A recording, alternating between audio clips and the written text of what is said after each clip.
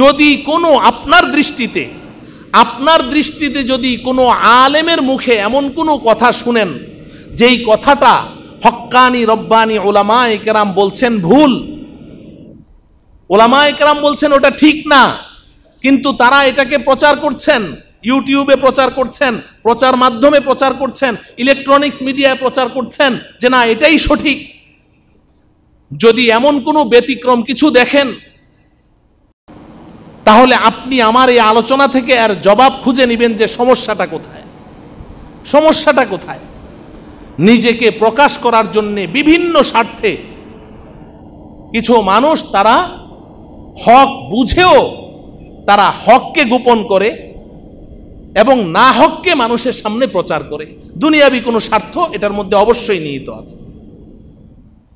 আবার যদি কিছু মানুষ বেদাতের সাথে জড়িত, মারাত্মকভাবে বেদাতি কর্মকাণ্ডের সাথে জড়িত, ওলামায়ে হক্কানি বলছেন এটা বেদাত, তাহলে বুঝতে হবে তাদের কলবের মধ্যে হয়তোবা, জানি না, হয়তোবা আল্লাহর রসুলের মোহাব্বত থাকলেও থাকতে পারে, কিন্তু আকল এলেম শূন্য।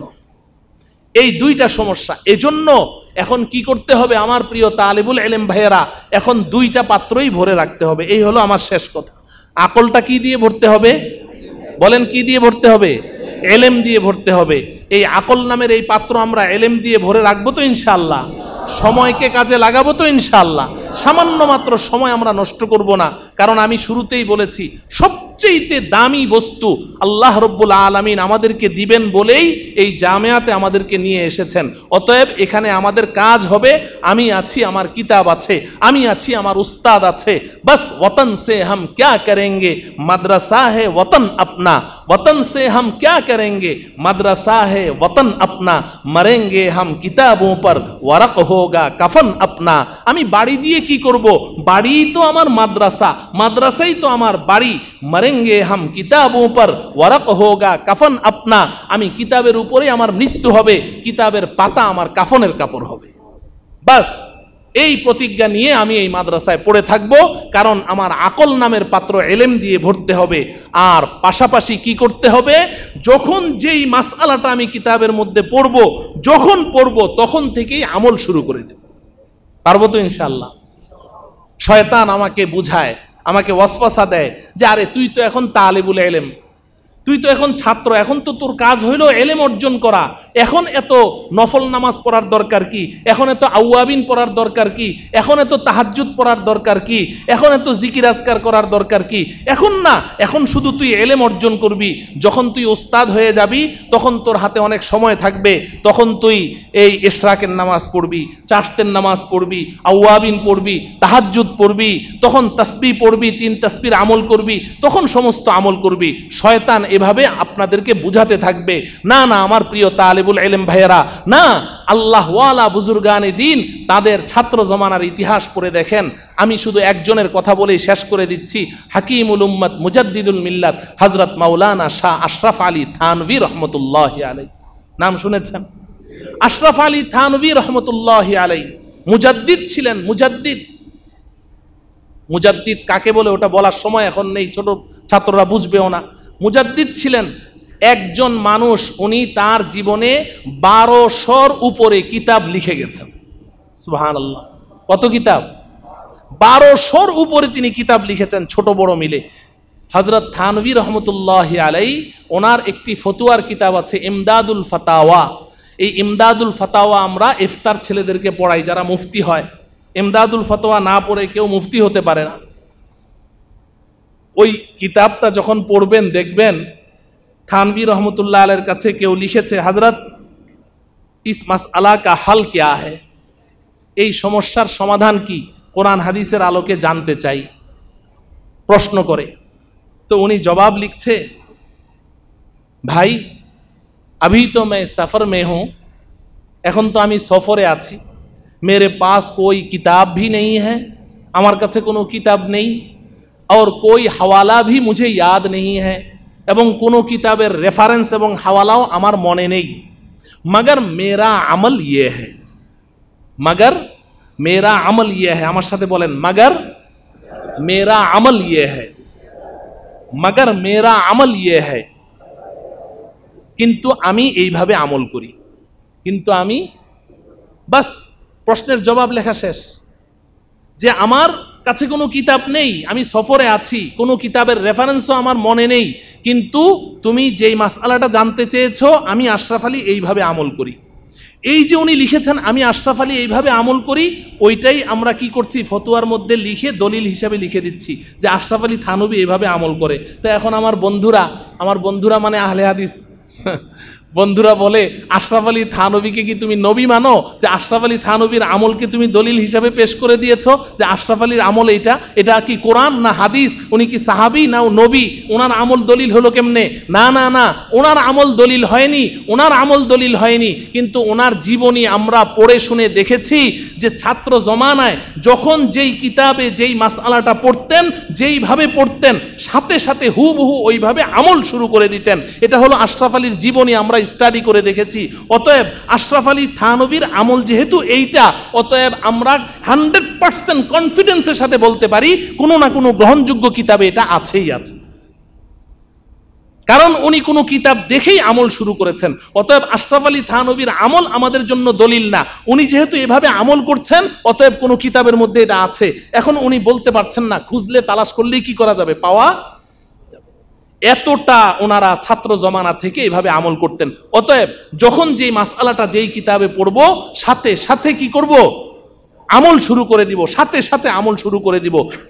এই আমলের মাধ্যমেই আমার কলবের মধ্যে আল্লাহর রসুলের মহাব্বত পয়দা হবে, আল্লাহর রসুলের মহাব্বত পয়দা হবে। কারণ আমলটা করতে হবে রসুলের সুন্নত তরিকায়। আর নবীজি বলেছেন মান আহাব্বা সুন্নতি ফাকাদ আহাব্বানি, যে আমার সুন্নতকে ভালোবাসে সে আমি রসুলকে ভালোবাসে। ওমান আহাব্বানি কানা মাই ফিল জান্নাহ, আর যে আমাকে ভালোবাসলো জান্নাতে সে আমার সাথেই থাকবে। সুবহানাল্লাহ। তাইলে আকল ভরবো এলেম দ্বারা, কলব ভরবো কি দ্বারা? আল্লাহর রসুলের মহাব্বত দ্বারা। আল্লাহর রসুলের মহাব্বত আসবে, সৃষ্টি হবে কিভাবে? প্রত্যেকটা আমল সুন্নত তরিকায় করার দ্বারা। আল্লাহ রব্বুল আলামিন আমার এই বিক্ষিপ্ত কথাগুলো থেকে সকলকে উপদেশ গ্রহণ করে আমাদের ভবিষ্যৎ চলার পথ নির্ধারণ করার তৌফিক দান করুন। পৃথিবীতে যত সমুদ্র আছে, সাগর আছে, নদী নালা সাগর, যত পানি আছে, পৃথিবীর সমস্ত পানিগুলোকে যদি কালি বানানো হয় আর আল্লাহ পাকের নিয়ামত লিখতে শুরু করা হয়, তো এক সময় কালি ফুরিয়ে যাবে, আল্লাহ পাকের নিয়ামত লিখা শেষ হবে না। সুবহানাল্লাহ। তো আমরা আল্লাহ পাকের এত নিয়ামত ভোগ করছি, এই সমস্ত নিয়ামতের মধ্যে বড় বড় দুইটি নিয়ামতের কথা আজকে আমি আপনাদের সামনে পেশ করব। বড় বড় দুইটি নিয়ামত। একটি নিয়ামতের নাম হলো আমাদের প্রত্যেকের আকল, বুদ্ধি, বিবেক। প্রত্যেকের সাথে একটা করে আকল আছে না নাই? আছে। যার আকল নেই সে পাগল। সুস্থ এবং সুষ্ঠু মস্তিষ্কের অধিকারী, তার মধ্যে একটি আকল আছে। এটি আল্লাহ পাকের অনেক বড় নিয়ামত, অনেক বড় নিয়ামত। যদি কারো ঘরে তার 2-3 সন্তানের মধ্যে একটি সন্তান বুদ্ধি প্রতিবন্ধী থাকে, আকল নেই, তাকে গিয়ে জিজ্ঞাসা করেন তার মনে কত ব্যথা। তো আকল এটা আল্লাহ পাকের অনেক বড় একটি নিয়ামত। আল্লাহ রব্বুল আলামিন আমাদের সকলকে সুস্থ এবং সুষ্ঠু একটি বিবেক, একটি আকল দিয়েছেন। এজন্য রব্বুল আলামিনের দরবারে শুকরিয়া আদায় করি, আলহামদুলিল্লাহ। আরেকটি আল্লাহ পাকের বড় নিয়ামত হলো আমাদের প্রত্যেককে আল্লাহ পাক একটি করে কলব দিয়েছেন। কি দিয়েছেন? কলব। এই কলব এটা আল্লাহ পাকের অনেক বড় নিয়ামত। কত বড় নিয়ামত! নবীজি সাল্লাল্লাহু আলাইহি ওয়াসাল্লাম, বুখারী শরীফের একটি হাদিস উদ্ধৃত হয়েছে, নবীজি বলেন আলা ইন্না ফিল জাসাদি লামুদগা ইযা সলুহাত সলুহাল জাসাদু কুল্লু ওয়া ইযা ফাসাদাত ফাসাদাল জাসাদু কুল্লু আলা ওয়াহিয়াল কলব। এই আমার উম্মত শুনো, তোমাদের প্রত্যেকের দেহের ভেতরে, শরীরের ভেতরে একটি গোশতের টুকরা আছে। গোশত কা এক লুথড়া হ্যায়, একটি মাংসপিণ্ড রয়েছে। যদি তোমার দেহের ভেতরের ওই মাংসের টুকরাটি সুস্থ থাকে, পবিত্র থাকে, ভালো থাকে, তাহলে তোমার গোটা দেহ সুস্থ থাকবে, ভালো থাকবে, পবিত্র থাকবে। ওয়া ইযা ফাসাদাত ফাসাদাল জাসাদু কুল্লু, আর যদি তোমার দেহের ভেতরের ওই গোশতের টুকরাটি পচন ধরে যায়, ওটি যদি অপবিত্র হয়ে যায়, দূষিত হয়ে যায়, তাহলে তোমার গোটা দেহ পচন ধরে যাবে, দূষিত হয়ে যাবে। নবীজি বলেন আলা ওয়াহিয়াল কলব, জেনে রাখো সেই মাংসের টুকরাটির নাম হলো কলব। কি বলেন? তালেবুল ইলম ভাইয়েরা বলেন কলব, কলব। তাহলে আমি এই দুইটি নিয়ামতের কথা আজকে বলবো। প্রথমটি হলো আমাদের প্রত্যেকের আকল, আর দ্বিতীয়টি হলো আমাদের প্রত্যেকের কলব। আচ্ছা বলুন, আল্লাহ রব্বুল আলামিন আমাদেরকে এই যত নিয়ামত দান করেছেন, এই নিয়ামতগুলো আল্লাহ রব্বুল আলামিন কি এমনি এমনি দিয়েছেন নাকি কোনো কাজে লাগানোর জন্যে? কোনো কাজে লাগানোর জন্যে। প্রত্যেকটা নিয়ামত আল্লাহ পাক দিয়েছেন, সেটার একটি সুন্দর ব্যবহার আছে, ভালো পাত্রে ব্যবহার করার জন্যে, আল্লাহ নির্দেশিত পথে ব্যবহার করার জন্যে। কোরআনে কারীমে আল্লাহ রব্বুল আলামিন খুব কঠিন হুঁশিয়ারি বাণী উচ্চারণ করেছেন। আমাকে আপনাকে আল্লাহ পাক যত নিয়ামত দিয়েছেন, চক্ষু দিয়েছেন একটি নিয়ামত, আমাদেরকে একটি সুস্থ শ্রবণ শক্তি দিয়েছেন, এটি একটি নিয়ামত। আল্লাহ রব্বুল আলামিন আমাদের প্রত্যেককে সুস্থ রুচি দিয়েছেন, এটি একটি নিয়ামত। যার রুচি নেই তাকে জিজ্ঞাসা করেন কত কষ্ট, কোনো খাবার মজা লাগে না, খেতে পারে না, জন্ডিস হয়ে গেছে, তাকে জিজ্ঞাসা করেন রুচি, এই নিয়ামত কত দামি। তো প্রতিটি নিয়ামতকে আল্লাহ রব্বুল আলামিন কোনো না কোনো কাজে ব্যবহারের জন্য দিয়েছেন। এবার আল্লাহ পাক বলছেন লা ইন শাকারতুম লা আযীদান্নাকুম ওয়া লা ইন কাফারতুম ইন্না আযাবি লাশাদীদ। এই আমার বান্দা, এই আমার বান্দি, আমি তোমাদেরকে যেই নিয়ামতগুলো দিয়েছি, যখন যেই নিয়ামত আমার পক্ষ থেকে আমি দিয়ে থাকি, এই নিয়ামতের তোমরা শুকরিয়া আদায় করো।